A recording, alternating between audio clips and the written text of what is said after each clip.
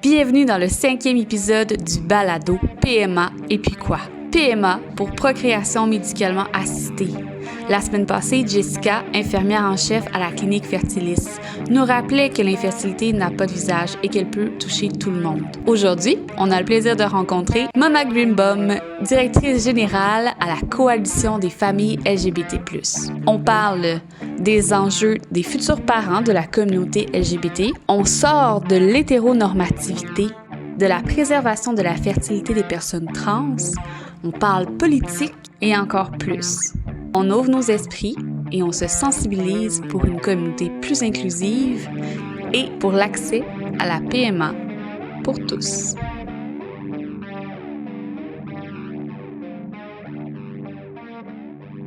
La Coalition des familles LGBT+ existe depuis 1998. Ils ont déjà lutté à plusieurs dossiers et sont toujours actifs dans l'espace public.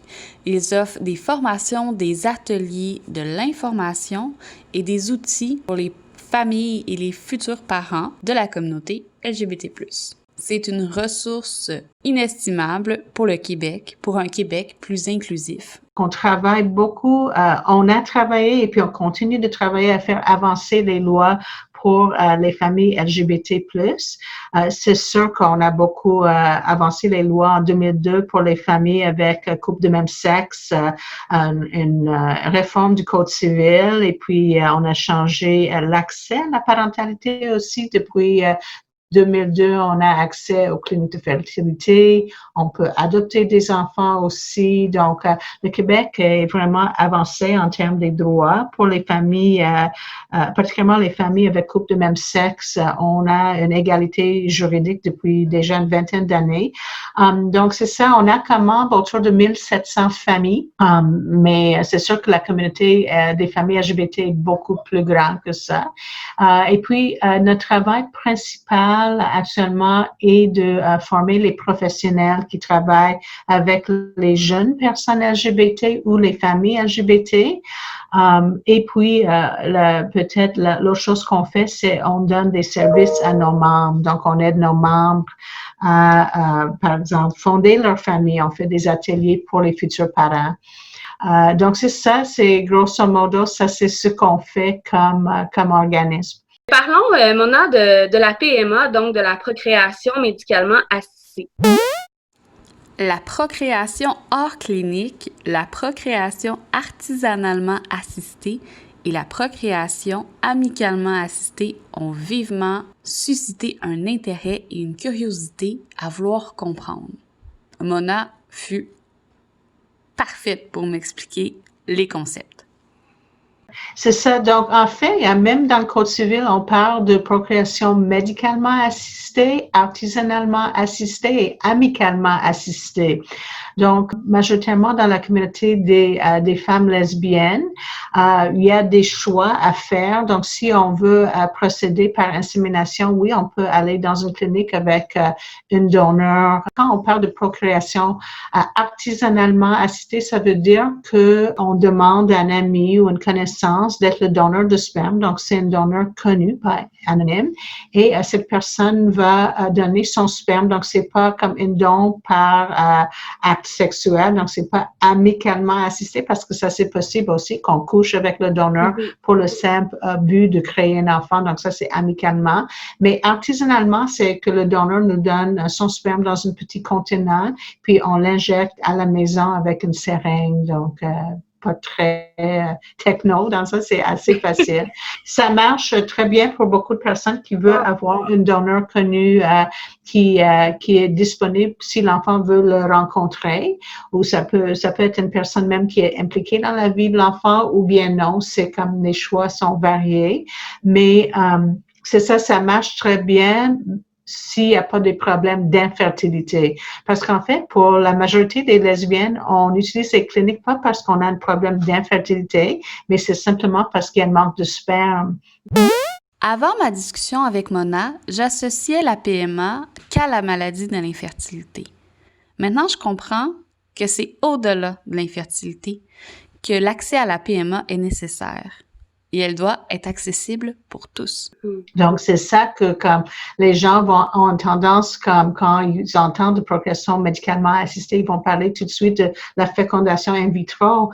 Mais pour nous, c'est juste, on va en clinique et puis on fait des simples inséminations avec des dons de sperme. Donc, c'est pas nécessairement très techno pour nous. Pour beaucoup de femmes, c'est qu'elles veulent juste éviter les dépenses et puis la médicalisation derrière les cliniques de fertilité.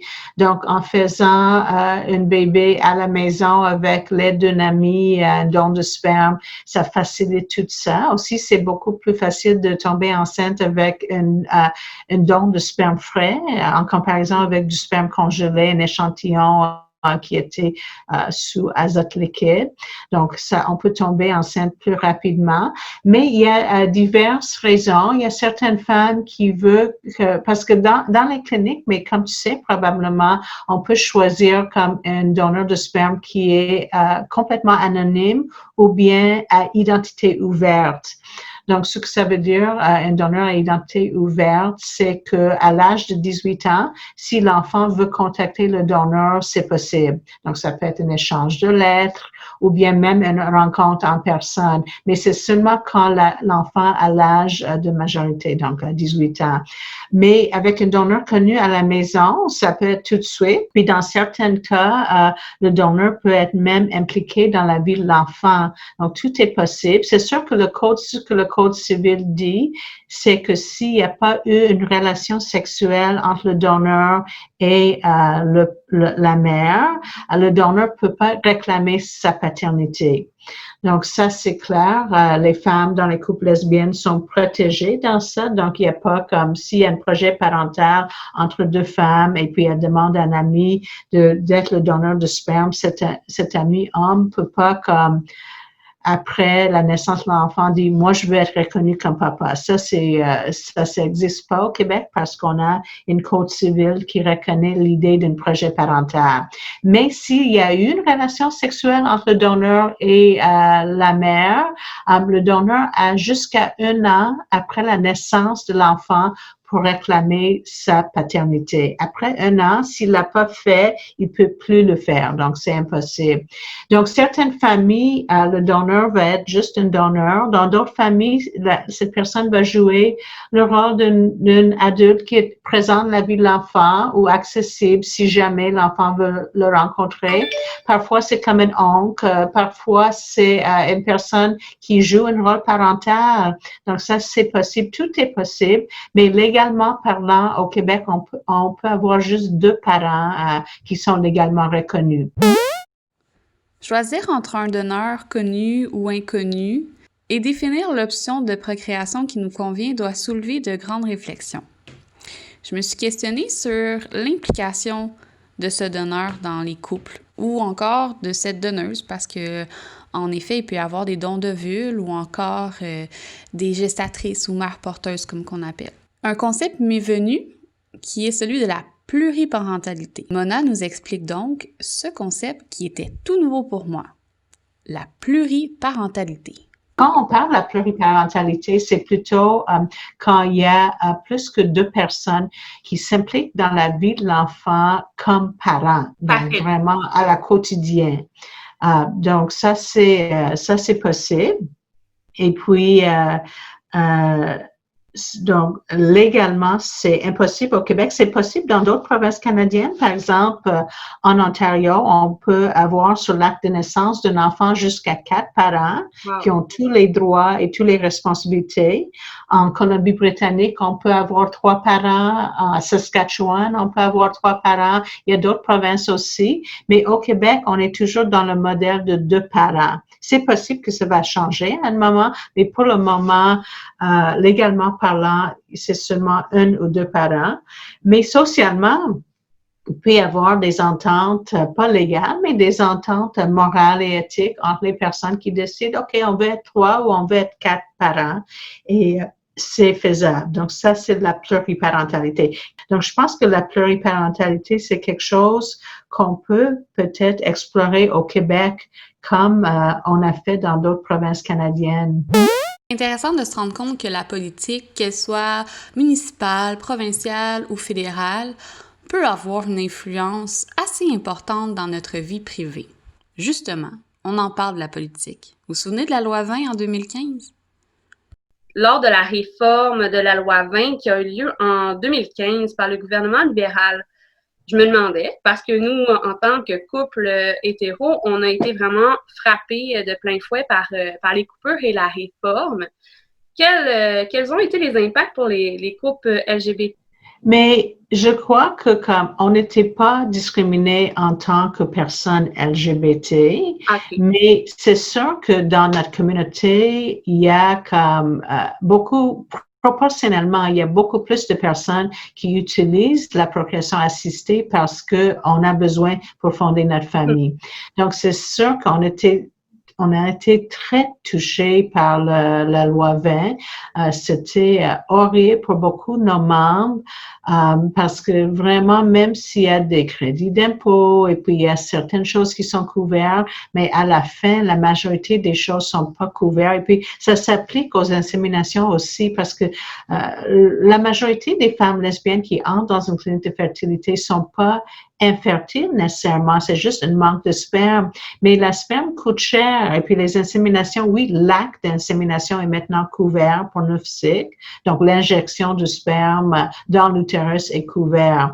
Mais ce qui est très dispendieux pour nous, c'est les échantillons de sperme qui peuvent coûter 1000 à 1200 $ par mois. Et puis ça, c'était couvert avant 2015, mais c'est plus couvert. Donc, même quand il n'y a pas de problème d'infertilité, il y a quand même eu un très grand impact quand le programme était annulé. Et puis, comme pour tout le monde, quand il y a un problème d'infertilité, puis on doit aller vers la fécondation in vitro, c'est quasiment impossible. Puis quand j'ai présenté à l'Assemblée nationale dans le cadre de ce projet de loi. Donc, j'ai rencontré Barrett, j'ai présenté à Barrett et puis d'autres députés et ministres. Et puis, j'ai souligné le fait que les crédits d'impôt n'étaient pas très aidants pour les couples parce que c'était fait comme avec l'idée d'une échelle. Donc, les gens qui gagnaient plus que 120 000 par année comme revenu familial avaient un remboursement de 20%. Donc, supposons que le frais annuel était 20 000. Donc là, ils vont avoir un remboursement de 20% de ça, donc 4 000 en fait.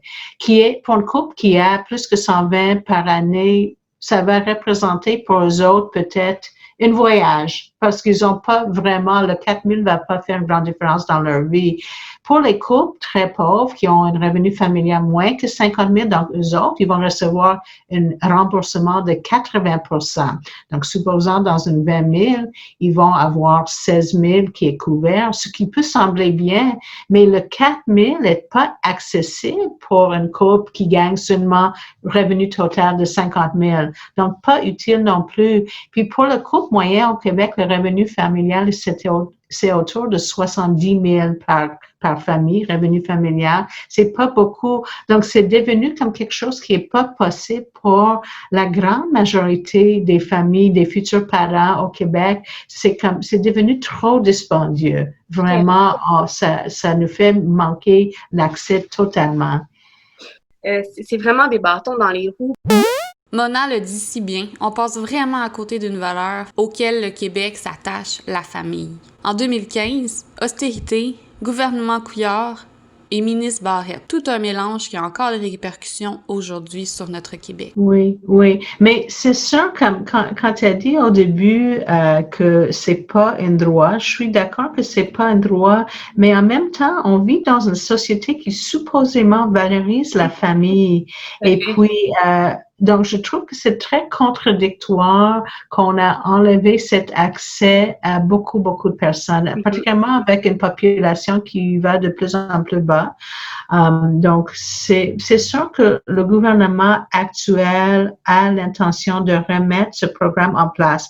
Pas nécessairement de la même façon exactement. Ça va pas être aussi bien qu'avant, je pense, mais parce qu'il y a des considérations financières dans tout ça, mais quand même, l'intention est là. Mais quand on vit en Gaspésie ou quand on vit dans Bas-Saint-Laurent, c'est tellement un défi énorme, comme tu dis, des journées de travail manquées, des journées de maladie. Mais quand on va à Montréal pour comme un traitement médical, c'est pas juste un jour, il faut prendre 2 ou 3 jours.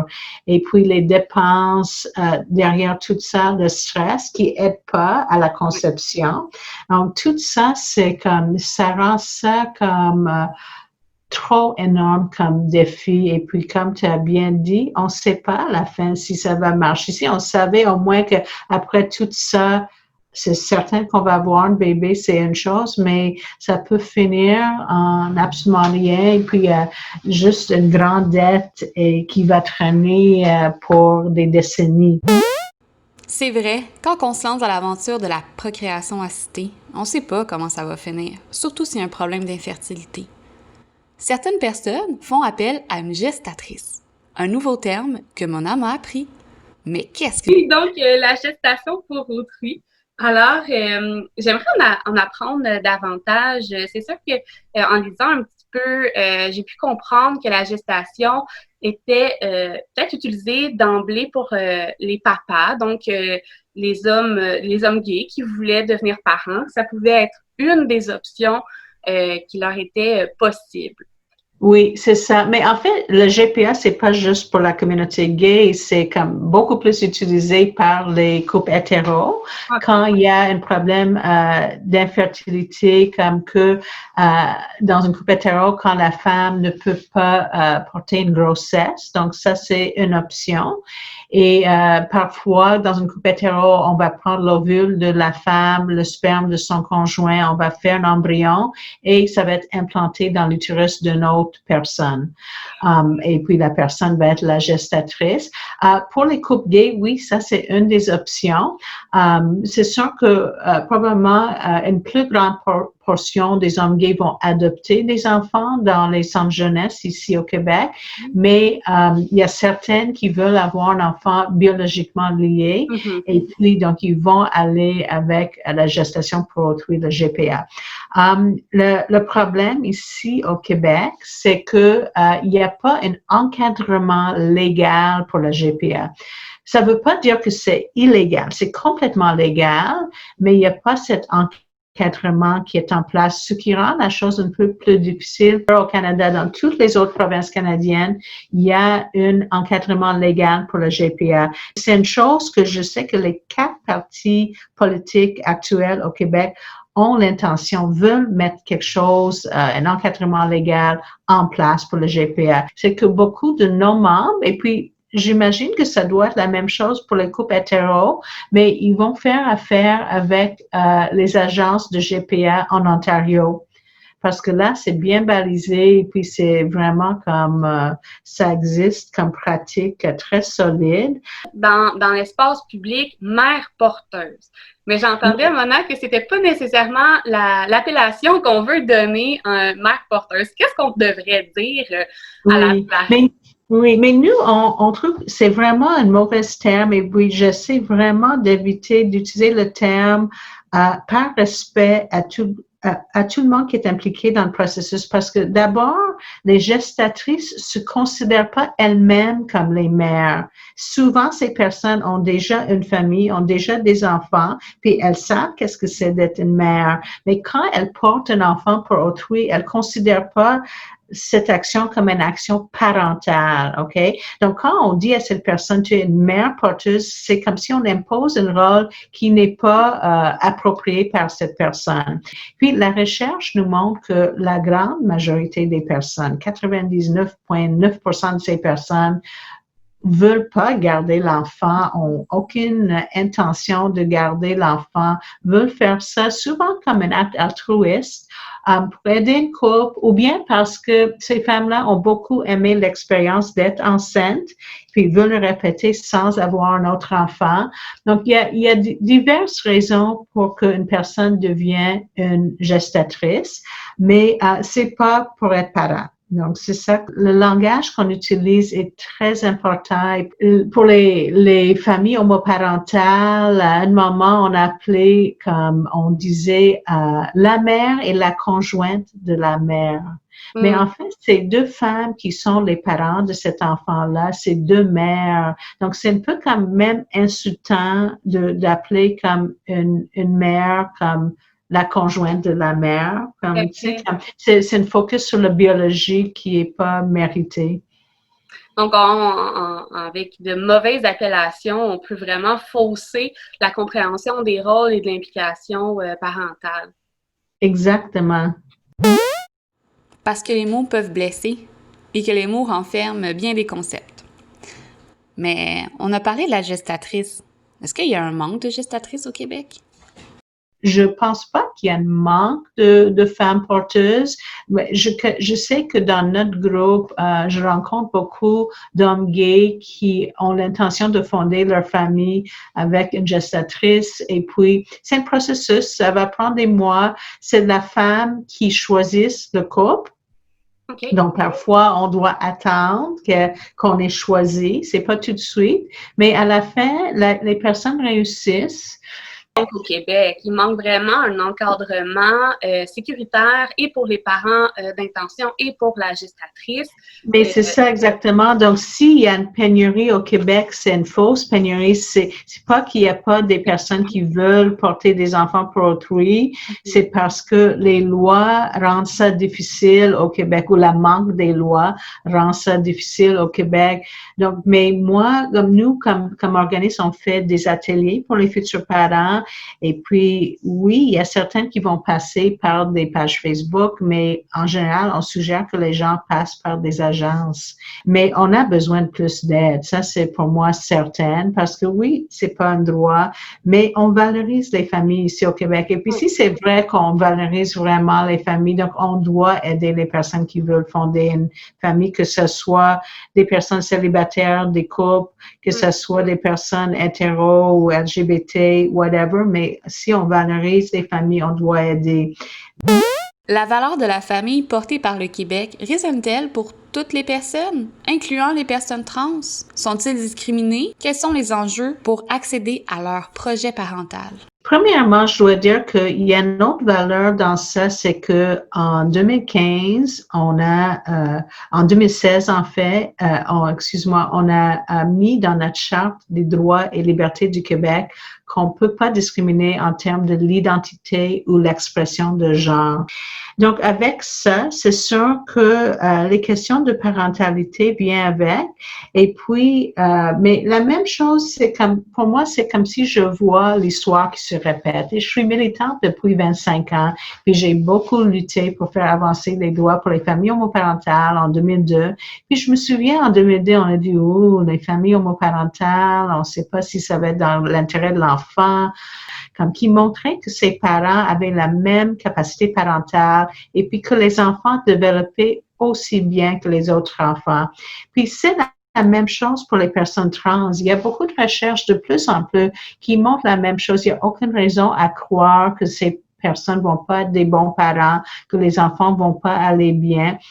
Donc, on doit accorder les mêmes droits pour ces personnes aussi. Donc, ça, c'était ma préambule. Donc là, retournant à la loi 20 d'antan, une des choses que j'ai lues dans le projet de loi avant que je suis allée à l'Assemblée nationale, c'était que le gouvernement avait l'intention de couvrir la préservation du sperme ou des ovules des personnes qui vont suivre des traitements de chimiothérapie, ce qui est le cas actuellement dans la loi. Donc, si tu vas suivre la chimiothérapie, c'est très possible que tu vas devenir stérile. Donc, le gouvernement, avec nos cartes d'assurance maladie, couvre les frais de conservation du sperme ou des ovules, ce qui est bien. Oui. Mais ce que j'ai argumenté quand j'étais devant Barrett, c'était que les personnes trans suivent aussi des traitements médicaux parce que c'est pas comme quelque chose esthétique, là. Les personnes trans ont besoin de prendre des hormones et puis de faire des chirurgies parfois aussi pour que leur look et puis leur corps arrivent avec l'identité de genre qui est vraiment ressentie. Donc, j'ai dit ça, c'est aussi comme un traitement médical qui va ces personnes stériles. Et puis, Barrett m'a dit, puis j'ai le transcrit de notre conversation, il m'a dit, on n'a aucune intention à discriminer contre les personnes trans.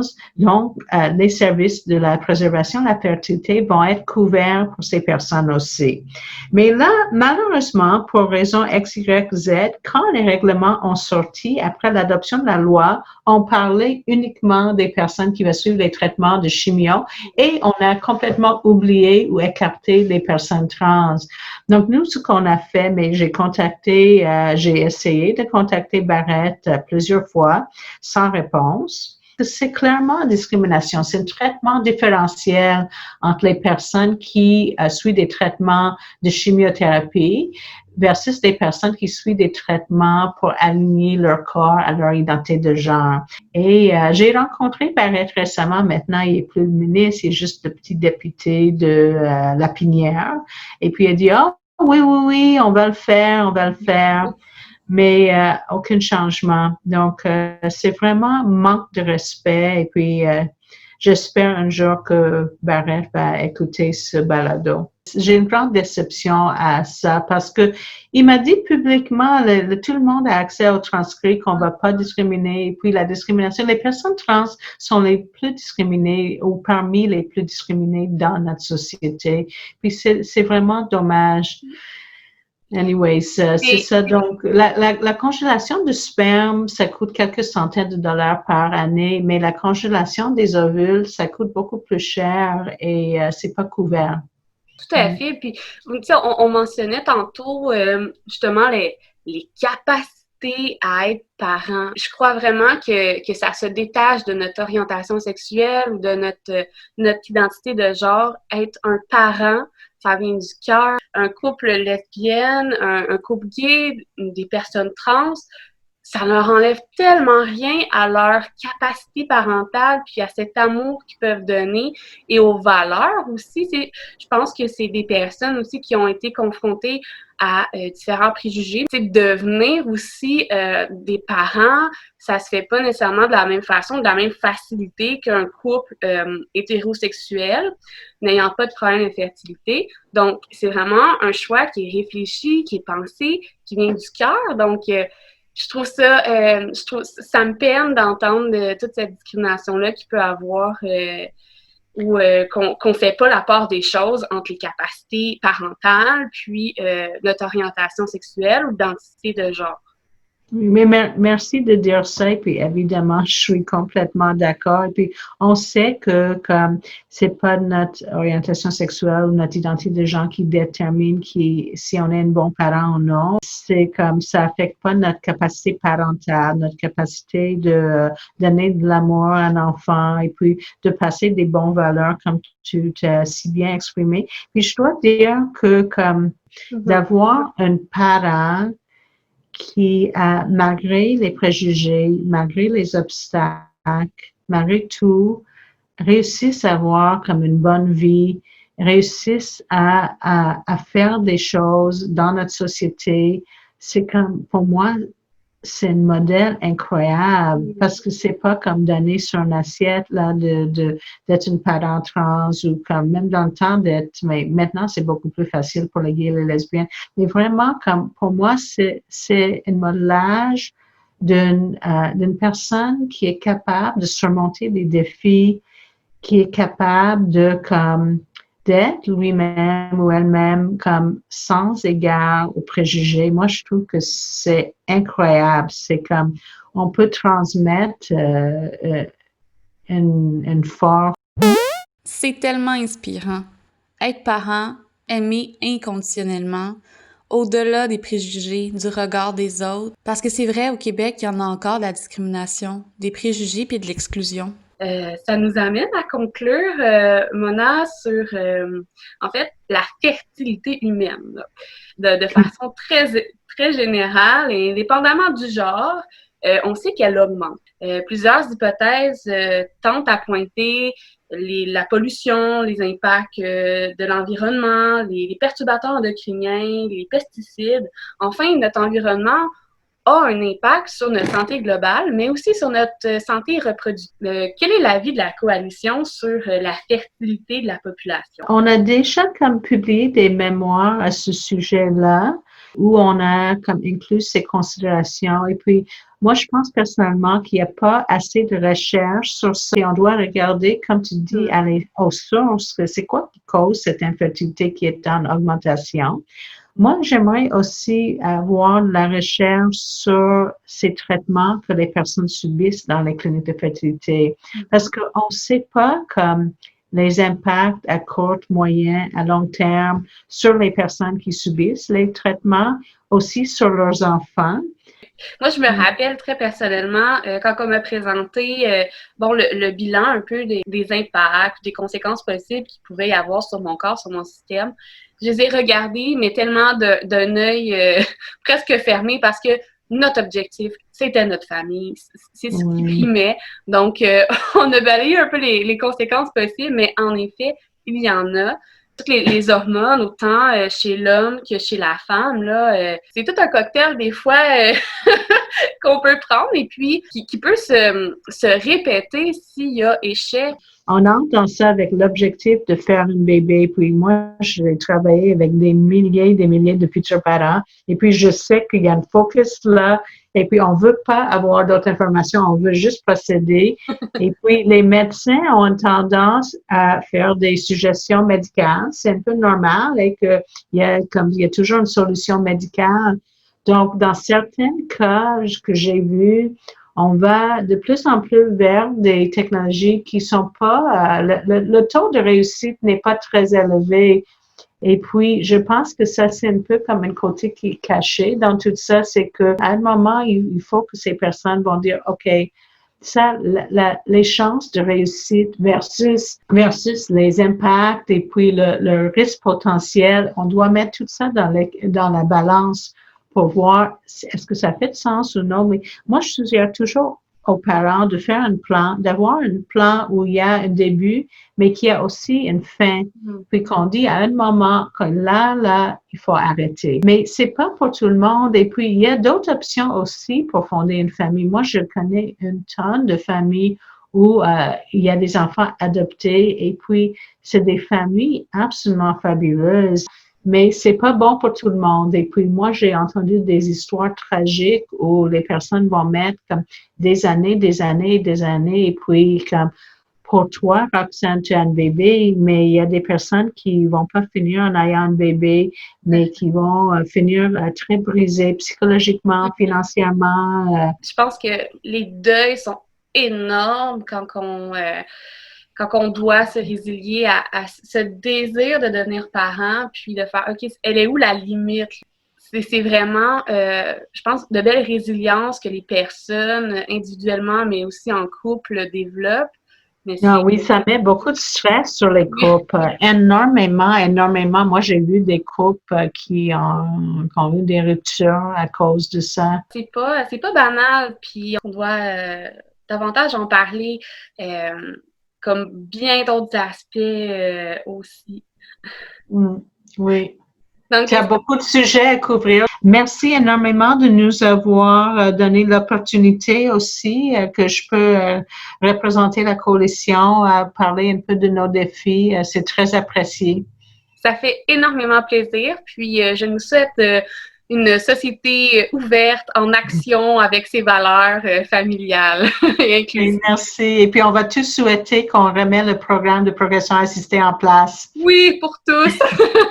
Merci beaucoup, Mona. Merci aussi. Bonne journée. Bonne journée. J'ai vraiment adoré apprendre avec Mona Greenbaum, ouvrir mes horizons et comprendre davantage les enjeux sur la communauté LGBT+, et la procréation assistée. La semaine prochaine, on reçoit Dave et on parle infertilité masculine. Je dédie cet épisode à ma sœur, qui sera une maman extraordinaire si tel est son projet. Sache qu'on va être derrière toi. Je t'aime. Une réalisation 100% bénévole initiée par la cigogne n'a pas notre adresse. Merci à Dave Racine pour la composition musicale.